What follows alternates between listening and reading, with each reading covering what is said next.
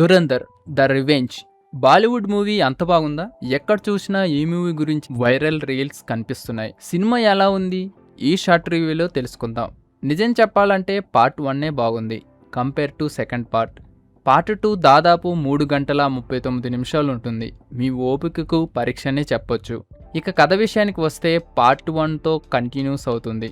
తను పాకిస్తాన్ స్పైగా ఎలా మారాడో అని చూపించారు. కొన్ని లాజిక్స్ మిస్ అవుతాయి, బట్ ఇట్స్ ఓకే. అప్పట్లో మోడీ చేసిన 500 నోట్ల రద్దు, దావుద్ ఇబ్రహీంని లింక్ పెట్టి రాసుకున్న కథ ఇది. అవి తప్ప పెద్దగా చెప్పుకోవాల్సిన థింగ్స్ అయితే ఏమీ లేవు. ముఖ్యంగా యాక్షన్ సీన్స్, రణ్వీర్ యాక్టింగ్, దేశభక్తికి సంబంధించిన సన్నివేశాలు బాగున్నాయి. రెస్ట్ స్టోరీ నార్మల్గానే ఉంటుంది.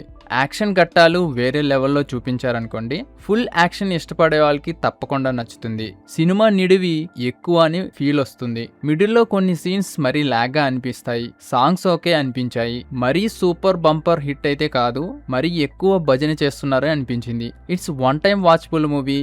మీకు కానీ సినిమా ఎలా అనిపించిందో కింద కామెంట్ సెక్షన్లో తెలపండి. మరిన్ని వీడియోస్ కోసం రీల్ భాషని సబ్స్క్రైబ్ చేసుకోండి.